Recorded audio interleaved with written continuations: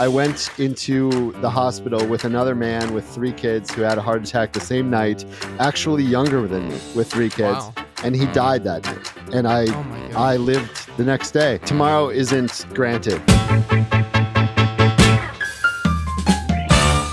I was hoping that you would be sitting in the famous white chair that I'm sitting in. Not that we've like shared the chair, but we have the exact same chair off of your recommendation. I don't know, like 5 or 6 years ago, probably at this point. I feel like it's longer. I do have it here. It's right here. I don't know if you can. There you go. There you go. I see it. Yeah. Yeah. Lifting it up for people watching on YouTube. I love it. Yeah. I feel like everyone in the fantasy industry, first off, seemingly everyone needs a computer chair. Yeah.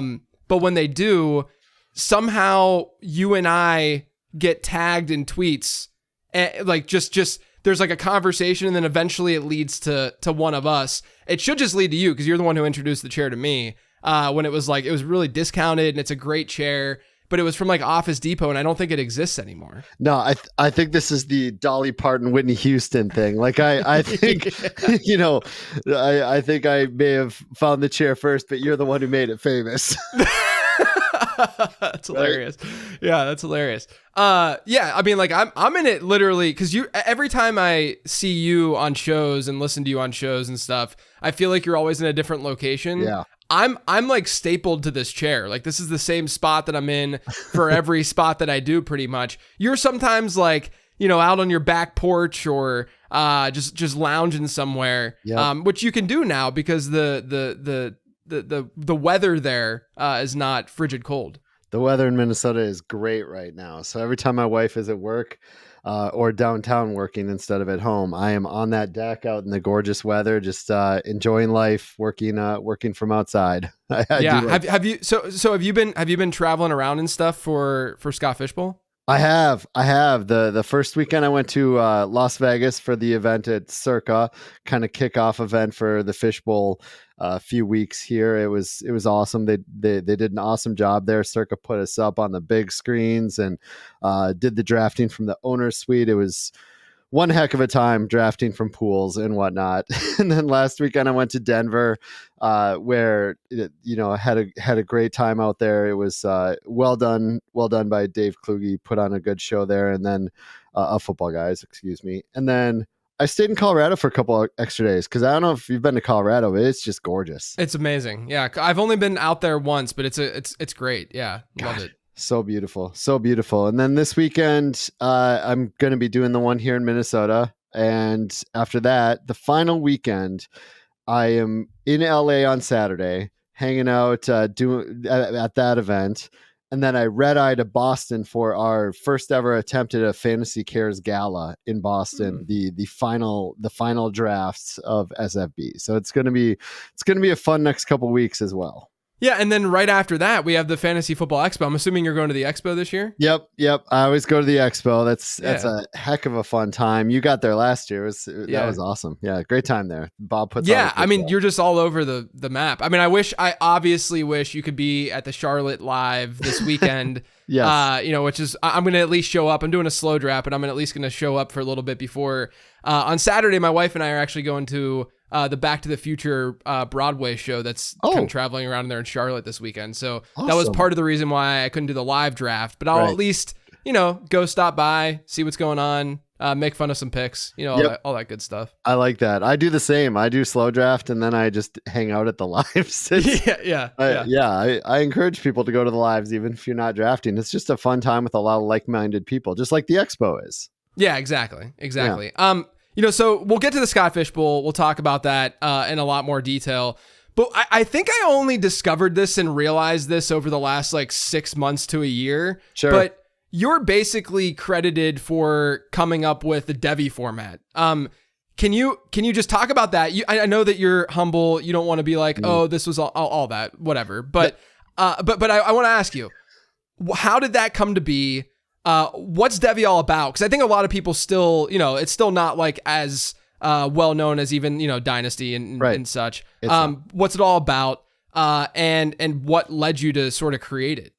Yeah, so I'm gonna step back and be a little humble a lot on this, definitely, because I'm sure there were other people doing this in the 90s, drafting college Sure. players and having them, like, it was probably just home leagues and stuff. The reason I get credit is because I had the first articles, the first podcast, the only set of rankings on the out there.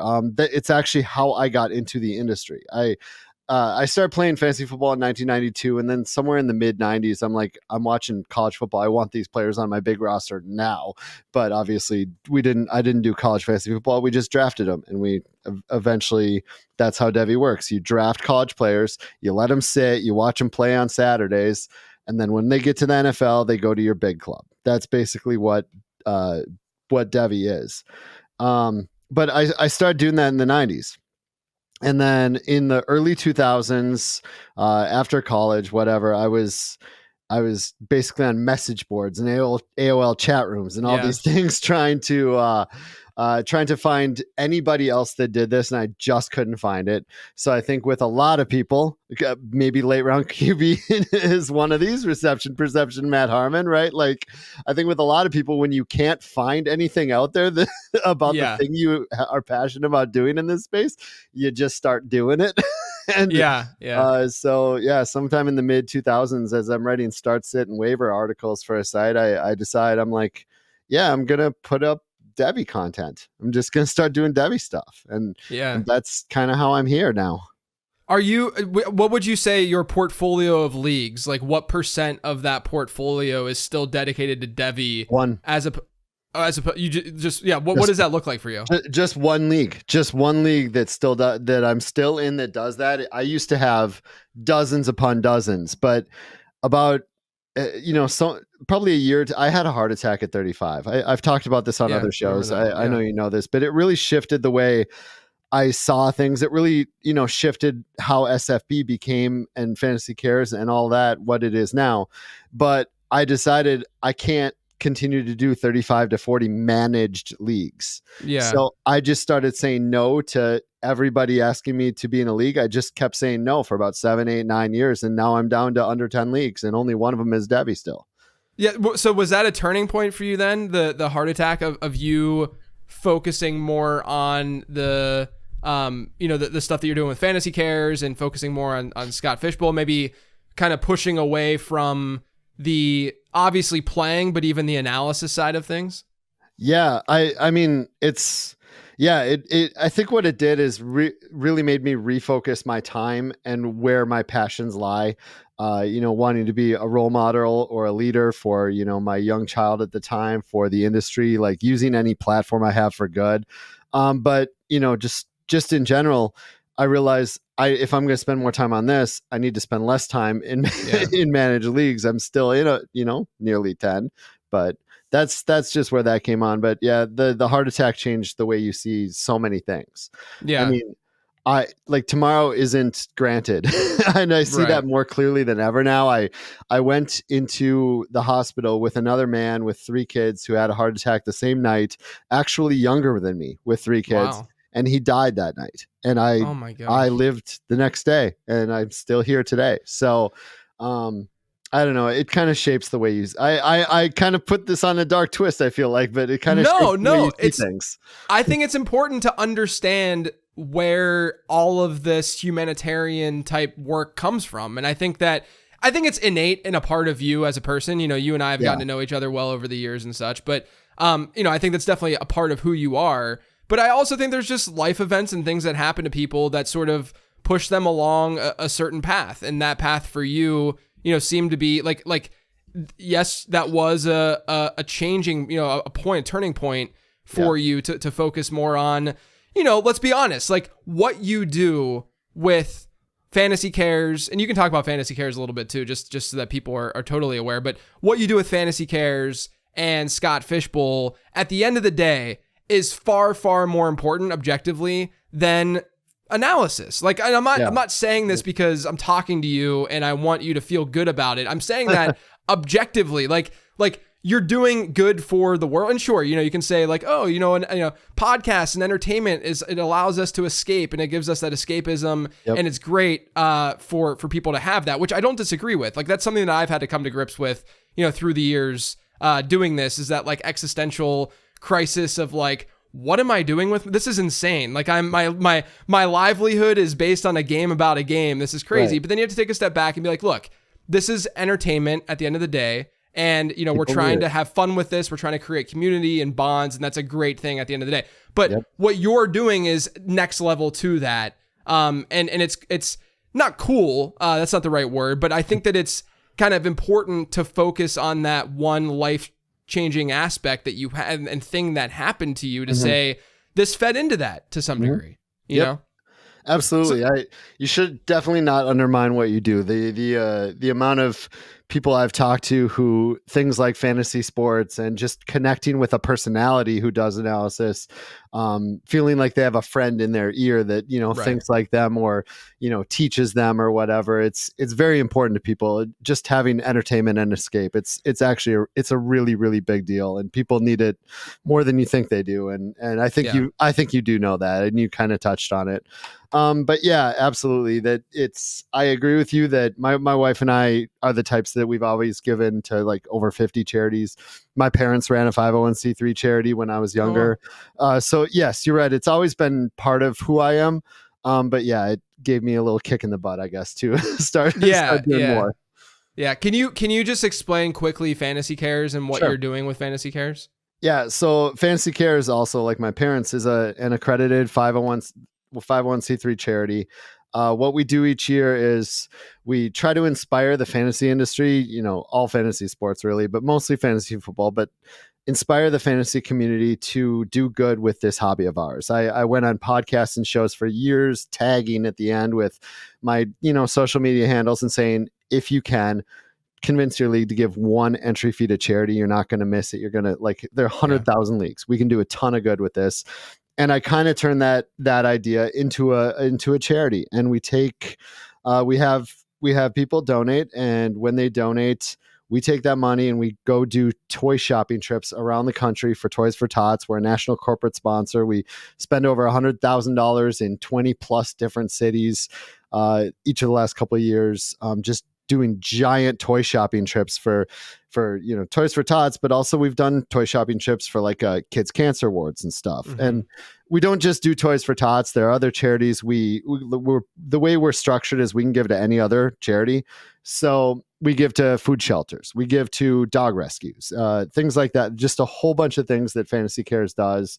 And that's basically what we are. We inspire the fantasy community to do good with the hobby.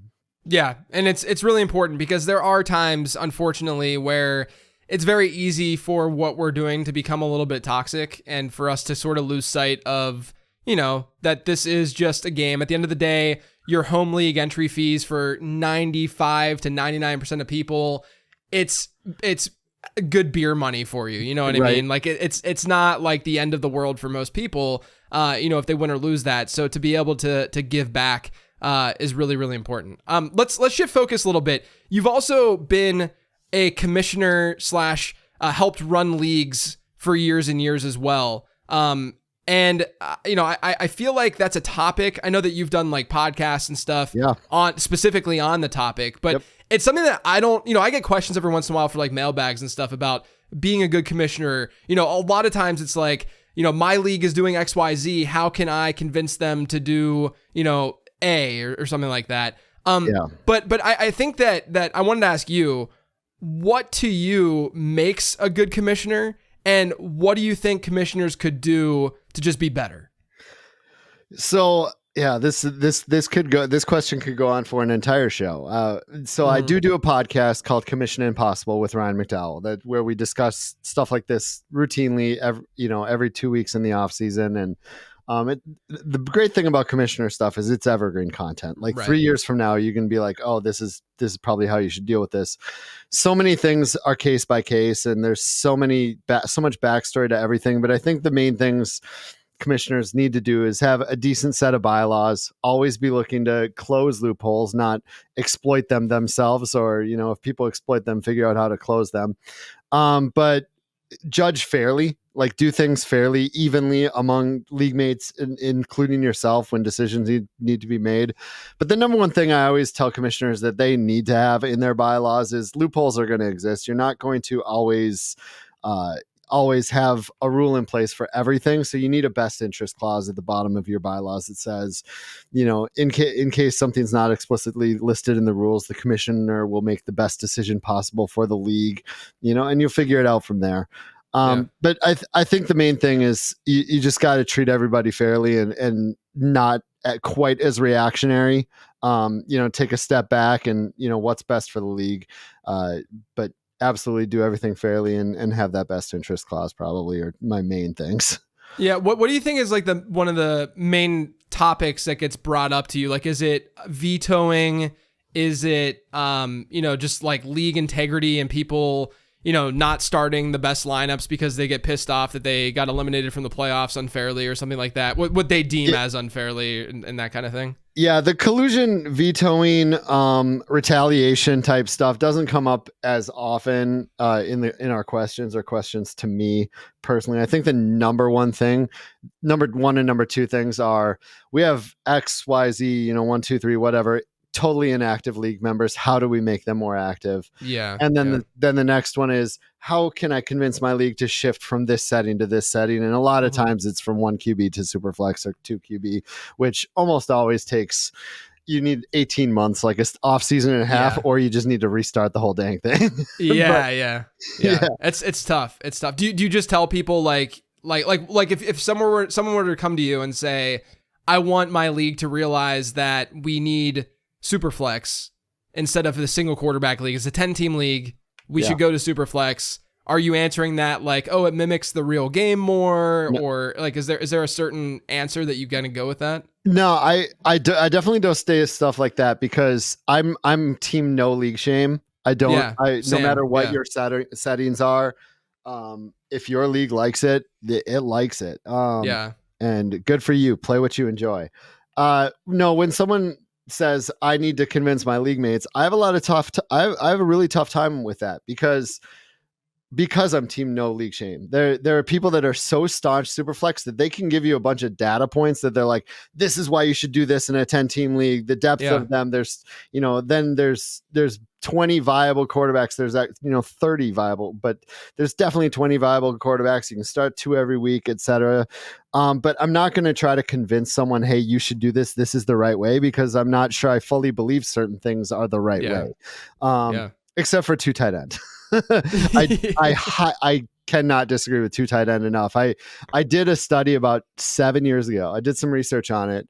No, 5 years ago, something like that, where it was the most detrimental scoring system or lineup system I've ever seen, because I think I looked at 33 or 35 leagues, and over the course of 3 seasons of all those leagues, and almost never was a championship team had a non-top 3 tight end. You had to have a top 3 tight end to win a championship in a 2 tight end league. It's just so detrimental to do 2 tight ends unless we start seeing tight ends get deeper, which they really haven't.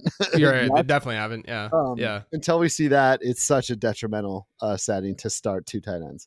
I think I think that the no league shaming is a really good point though, because it's almost like anyone asking that question is coming from a place kind of arrogance in a way. Like I like it this way. Yeah. We need everyone to go with what I believe is true, even if this is dumb.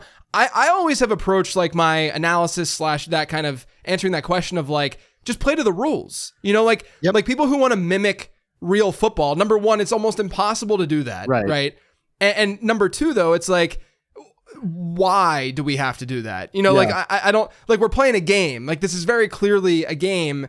And, if you want to mimic real football, then remove the running back position from fantasy football, like how fun is that going to be then? Don't get points for yards. Right. Yeah. Well, the other, I got a question actually about this in a Patreon Q&A this week. And I was like, if you wanted to mimic real football, do like an EPA league, right? Where you're getting points for expected points added, as opposed to yards and like, I just think that a lot of that stuff, at the end of the day, just play to what you're given. And if you don't like it, then, of course, voice your opinion as to why you don't like it. But, you can also join other leagues, and there's a lot of them out there, as you've been managing and doing for years and years now. Yep.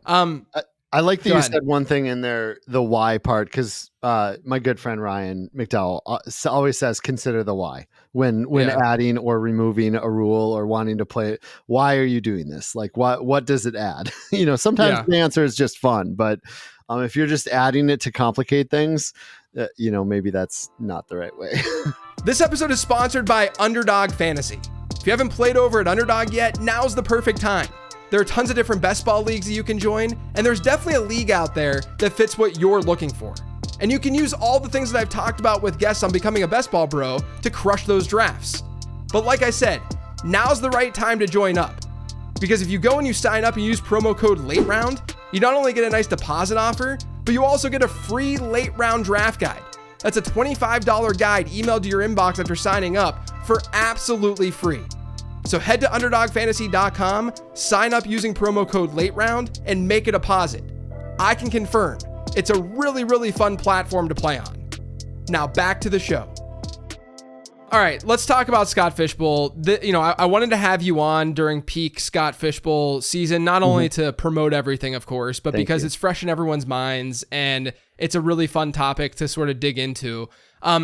You have been doing Scott Fishbowl. This is the 14th iteration. I don't know how many I've been in. I think I've been in probably half-ish, maybe 8 or 9 at this You've point. been in a lot. I've been in a lot. I've definitely been in a lot. I think I was in it like back when it was, when you were doing the Oasis stuff. But oh, wow. Just give everybody a quick rundown of what Scott Fishbowl is, how it came about, and how it's become the behemoth that it's now become. Yeah, I'm not even sure how it became the behemoth that it's become, but it started in 2010 as kind of a reader/listener league for FF Oasis, which was my site that I did all those Devi rankings on for 3, 4, 5 years, whatever. But just a reader listener league, we went out and we grabbed analysts from other sites because we wanted like analysts that they knew, guys like Mike Clay, who won year one, like guys they knew from other sites to come play with just our regular Joe readers. Right. Yeah.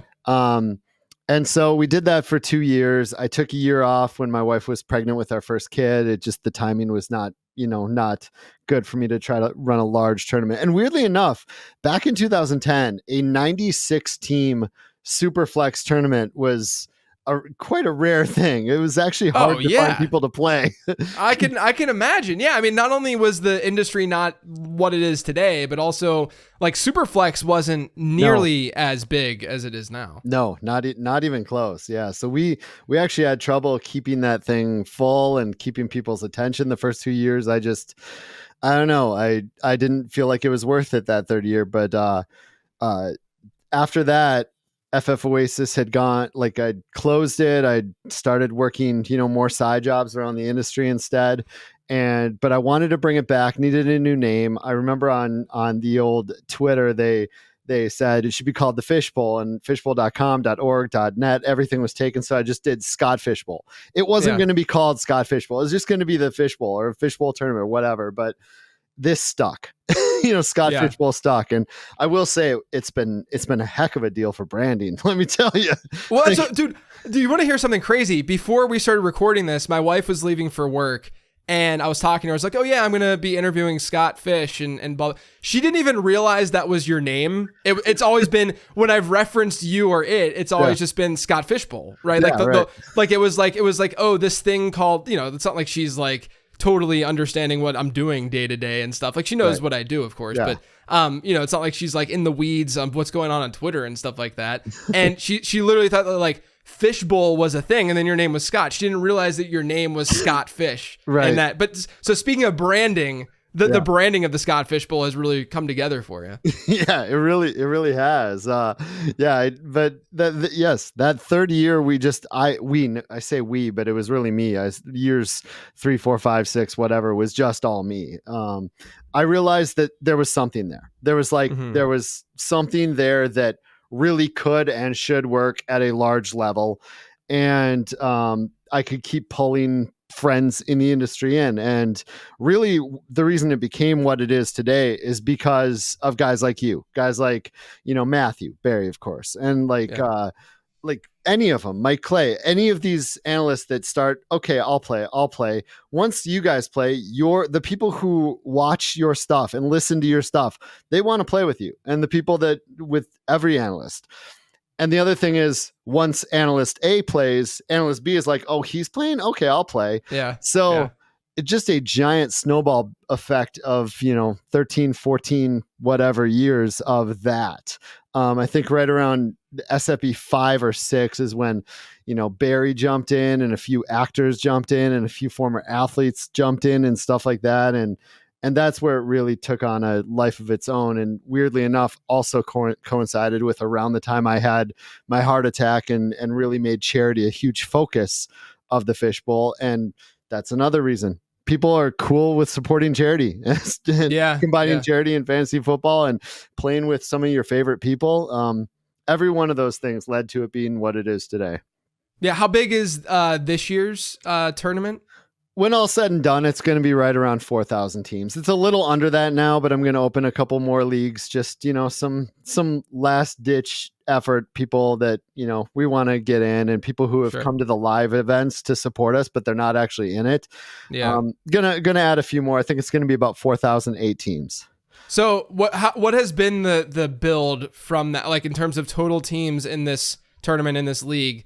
I know you said it started at 96, year one, right? Yep. You don't have to say every single year, obviously, no. But like a few years ago, I remember, wasn't it just a few years ago, like just a little over 1,000? Like, I feel like we've seen a big jump at least over the last couple of years in terms of number of teams in this thing. Yeah, it's really jumped. The first year was 96. And I told you, like, filling that tournament wasn't easy. The next year was 60. We actually downgraded it for year 2.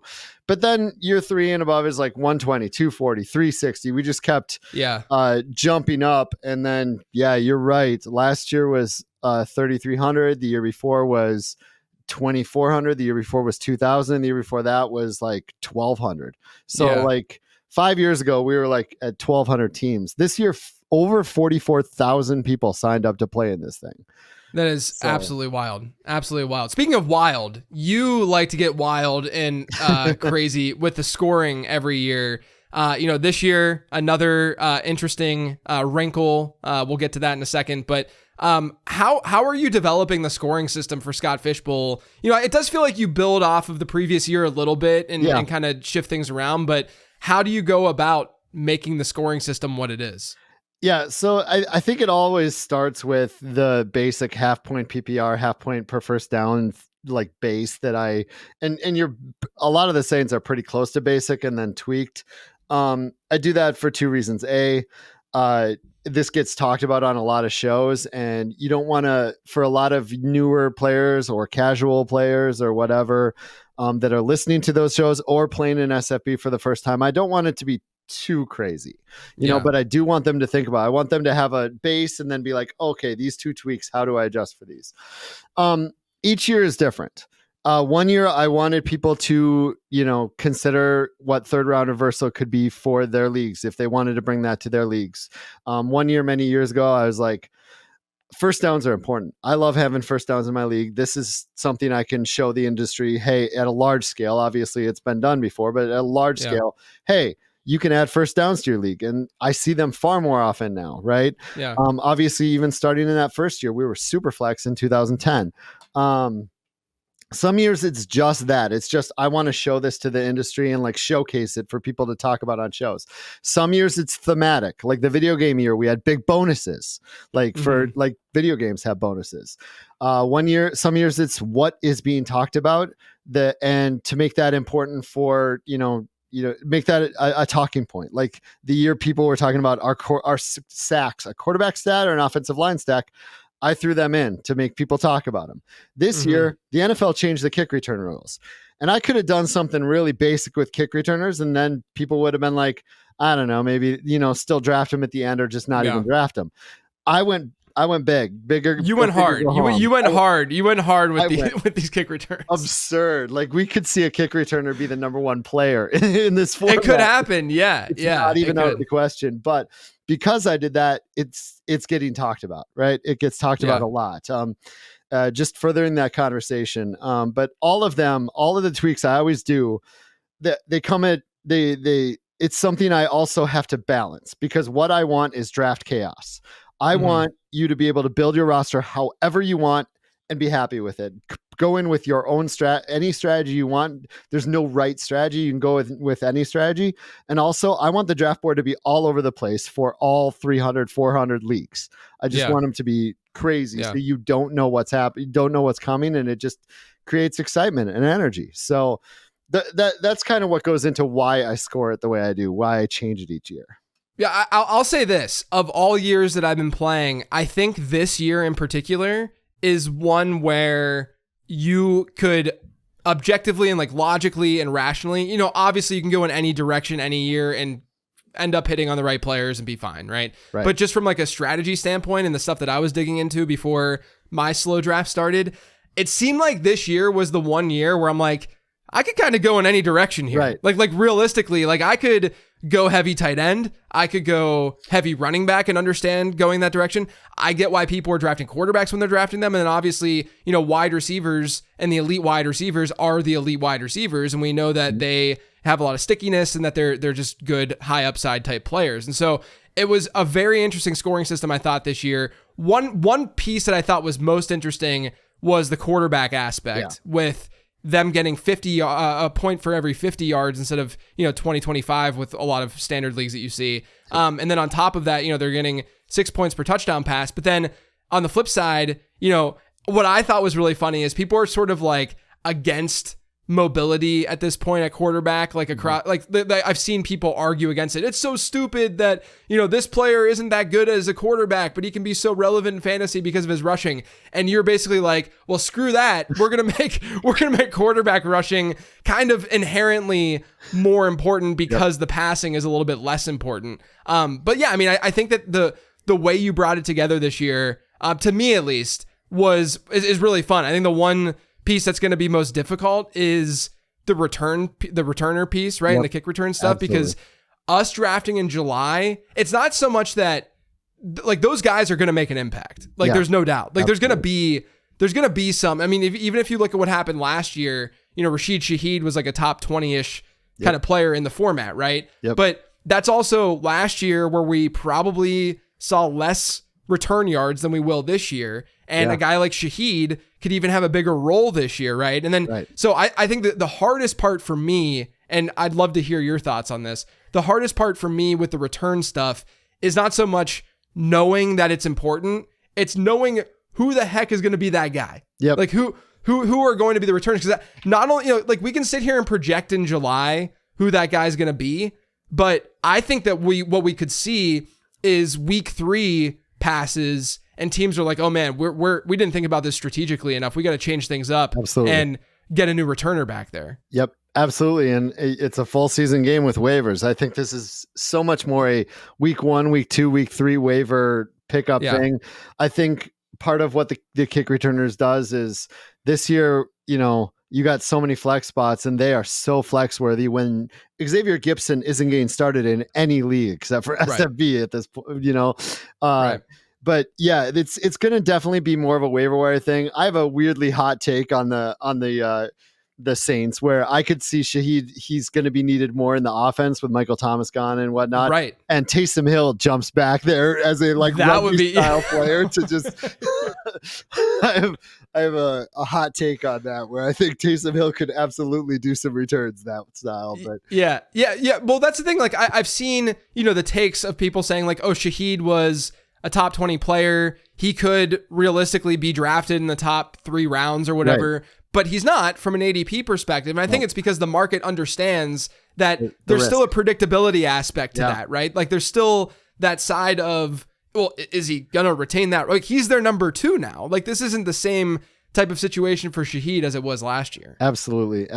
But yeah, the only thing it's really affecting so far in drafts is people are taking dart throws on Gibson and Mims, and Rashid had probably higher than they should, but maybe not. Maybe it's just risk. Maybe they're just comfortable with the risk. And, guys like Turpin and guys, all those types of guys. Yeah, but this is the exact reason I change the scoring every year. I don't want analysts to even walk into this on autopilot because we do so many drafts. I want them to think about it and talk about it. No, it's true. It's very true. Like this is one of the few drafts that I actually have to like prepare for, if you will, you know, like most drafts, you're like, okay, what is it? All right, full PPR, 3 wideouts, flex. All right, I know exactly what I'm doing, you know, whereas this, you got to at least, you know, I'm not like the biggest like VORP kind of drafter because I think there's just a lot more to the game than just looking at a projection and kind of going from there. But I do think it's a good starting point for something like this to at least understand, you know, what position matters a little bit more, what we've seen historically, all that kind of stuff. This year, what I really like this year too is that you don't have from a supply and demand perspective, your positional requirements. You only need one quarterback, one running back, one tight end, one wide receiver, and then there's a super flex spot. So it's, you know, it's pretty much, let's just say a 2 quarterback league, but it's super flex, obviously. So you can go in a lot of different directions. And then there's all these flex spots, 6 flex spots, right? Or 5 flex spots in the six. What is it? Yeah, it's 11 total starters, one of each position, and you know the rest flex. I had hoped that I had nerfed some of the, some of the lower end passing quarterbacks enough that maybe you'd consider not starting them sometimes, kind of like the years that I did super negative scoring. Yeah, I think that's fair though. I think that you accomplish that if you do go heavy enough at the other positions early. Yeah, right? that's true. I was wondering if there's too many flex spots for that it's still a 2 quarterback league because you're 6th flex or 5th flex or whatever. Yeah, probably still should be a starting quarterback. But part of why I did that, the settings like that, and added some kick returners, and the tight ends premium is so high that some of those 4 for 40-yard type tight ends are flex worthy. The reason I did all that is we draft 22 rounds. We draft in July. There is nothing on waivers. There are a couple by apocalypses or by Mageddons. I don't know which word you like for all those, but I'm like, people year after year are like, we should have IRs. And I'm like, I don't want IRs in this. Do you know how annoying that is as a commission of 4,000 teams? So I kind of did that. So that, there's all these other options to get you through. And that's why you can flex kickers too. I'm throwing just a whole bunch of things you can flex out there. Yeah, that makes a lot of sense. I mentioned that I sort of look at things from a VORP perspective at first, and then I sort of dig in to think about then like the predictability of each position and stuff like that after looking at VORP and what these projections are saying. Yeah. When you have these unique scoring leagues, how do you go about seeing what kind of strategy you want to employ?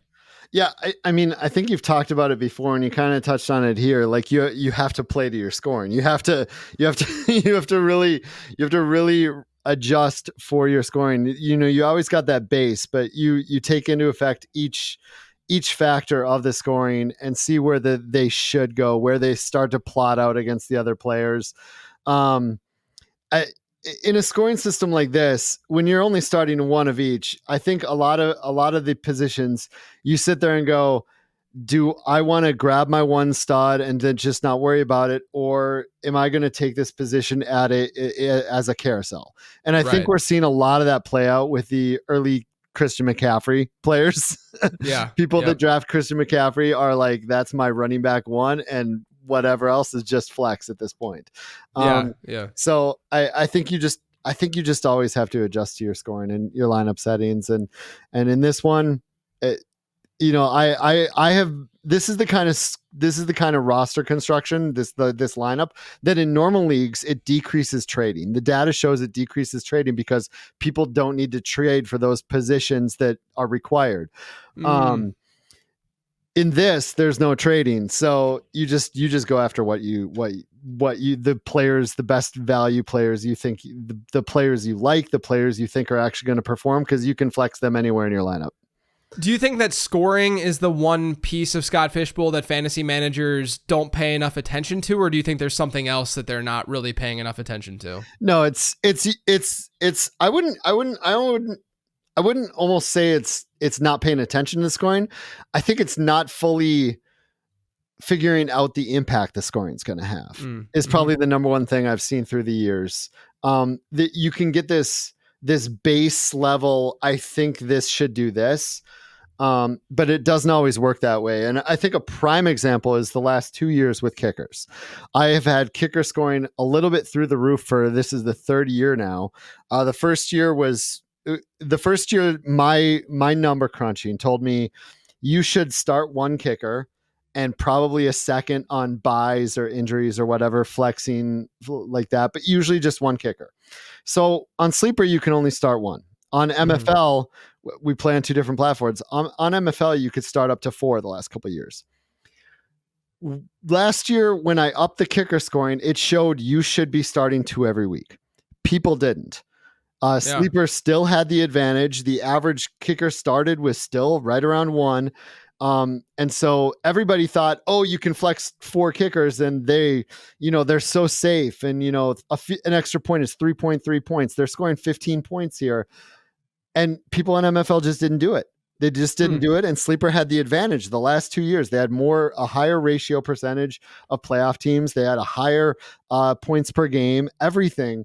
And the average amount of kickers started was right dang near 1. People just didn't care.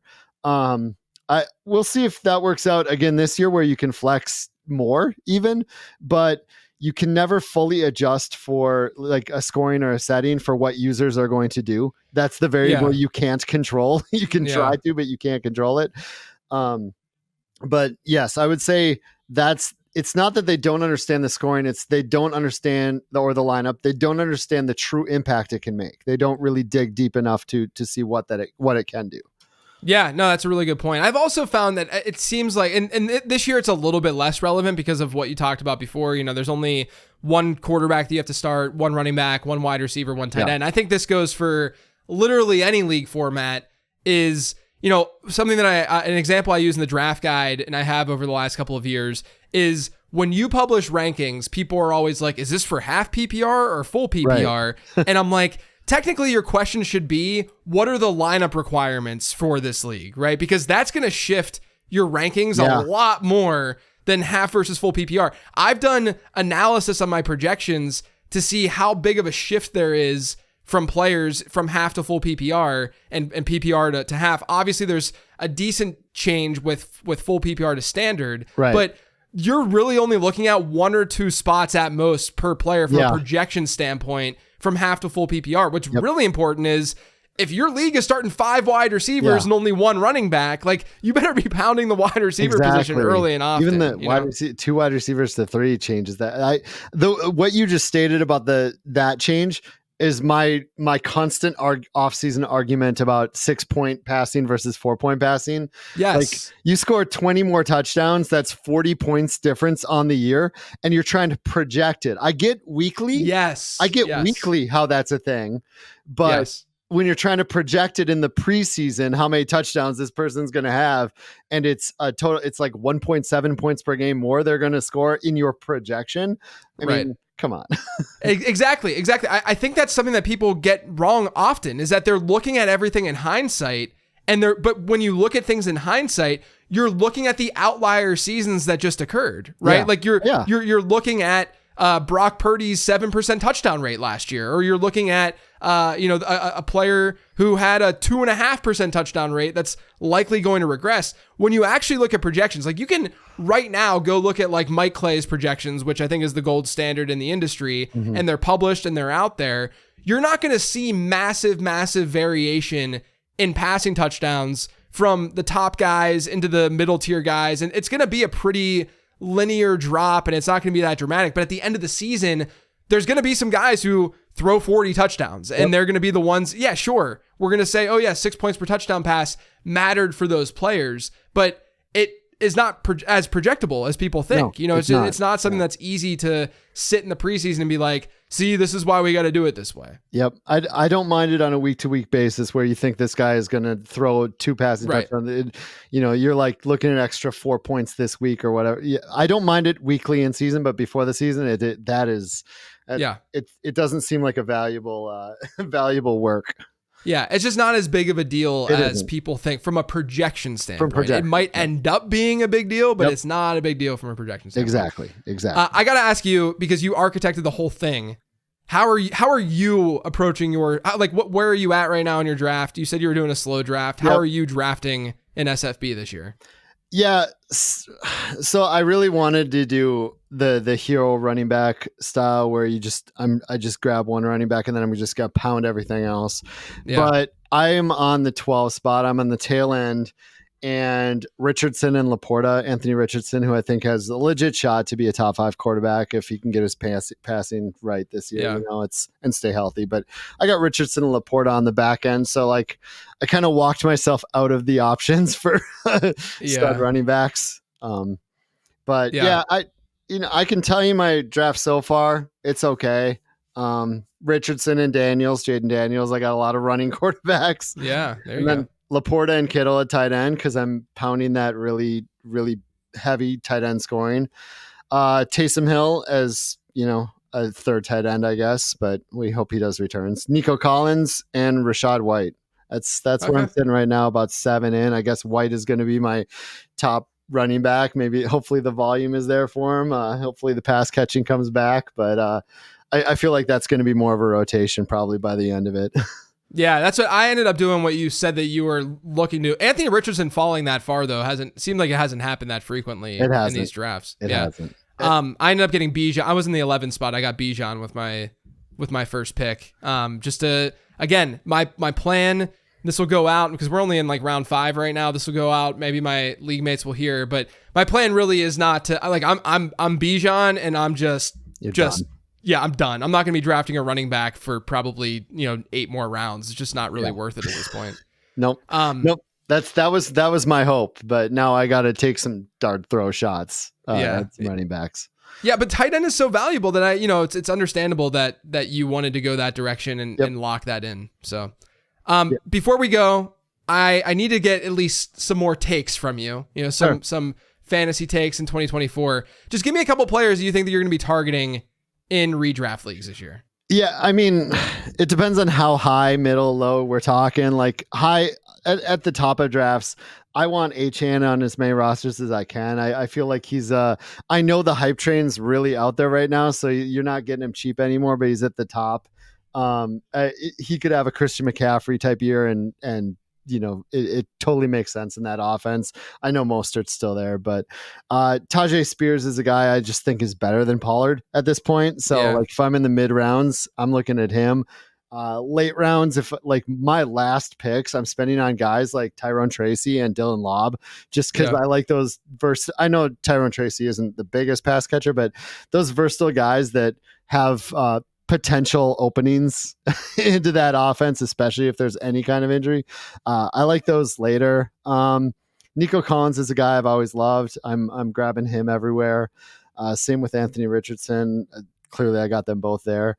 Ladd McConkey's interesting to me just because of that room and how much I liked him coming out. I think I've listed a bunch of them, but at varying levels of where I like them. No, it's a great group. I agree with the majority of those too. I mean, there's been a little bit more steam with Tyrone Tracy this week. I noticed that, which is actually very frustrating. I agree. He's one of my highest rostered best ball players right now. It's one of those, and you mentioned it with Dylan Lobby too. It's like you want to get players in these backfields who kind of do something a little different than what the other backs in those backfields do, right? Yeah. And with Tracy, to me, he's way more explosive.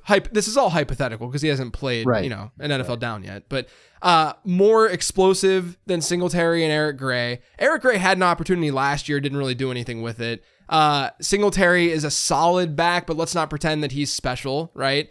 And then like you said, he has pass catching chops. I mean, he played wide receiver for 4 years in college. I know that he's older. That's definitely a red flag, but he just seems like someone who could really be at least a decent flex, as like a change of pace guy. And then it's like, well, what if the Giants are done towards the end of the year and they just want to throw Tyrone Tracy out there often just to see what he's got?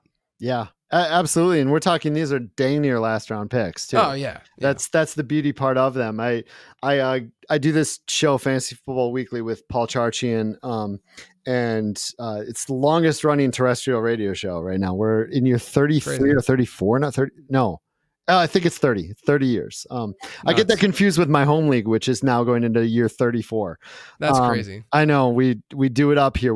Everybody comes, it's live. We get a mobile pub, like a bar. Oh, I think I saw pictures of that from last year. Yeah, we do it up every year. We have this slush fund where we all just like chip in money and then we do something big each year.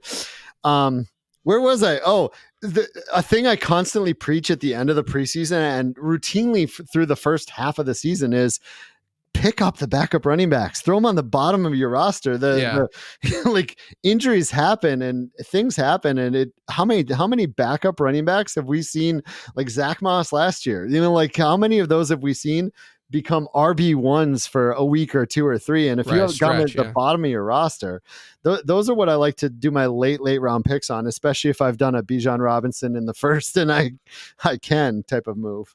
Yeah, absolutely. And I think, again, going back to Scott Fishbowl, I think it's going to be really interesting to see if any of those types of backs or some of the wide receivers end up getting return roles that we don't anticipate really. Because there's some, like a Tracy might get some work there. And all of a sudden, that's what's going to be really interesting to me is the players who have somewhat of a role in their offense just automatically. And then on top of that, they get the return stuff. That's when you could really see like a league winner type player. Yeah, absolutely. That it's going to be weird at the end of the year to see Tyrone Tracy be like RB 27 or something in this scoring. That'd be great. But anyway, Scott, it was so great to talk to you. I'm really glad that we got to speak to people about the awesome work you're doing with Fantasy Cares and Scott Fishbowl. Can you let everyone know where to find you, how to donate, all that kind of stuff? Yeah, sure. Scottfish24 on all the social medias. I just have the same thing everywhere. And then fantasycares.org is where you can donate. We routinely have lots of fun contests. We like do masters contests. We do mirror leagues and satellites.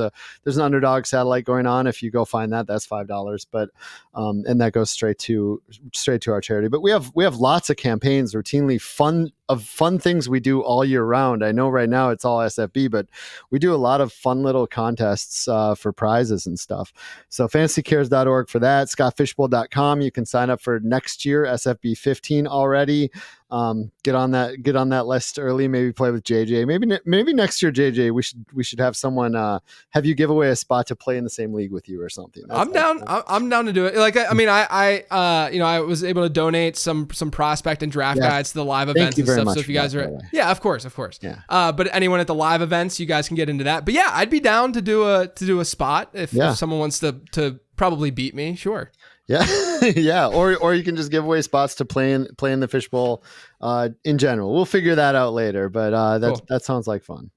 Yeah. No, I really, really appreciate it. As always, everyone, you can check out everything I'm offering over on lateround.com. The draft guide is live. Don't forget to check out the underdog promo that I have running and get the draft guide for absolutely free. I'll be tweeting out my Scott Fishbowl team once I get a little bit deeper in the draft. Mm-hmm. Like I said, at the time of this recording, I'm only like 4 or 5 rounds in. So, it's just not like as alluring to see that team at this point, but I will tweet it out. But otherwise, everyone, thank you for tuning in.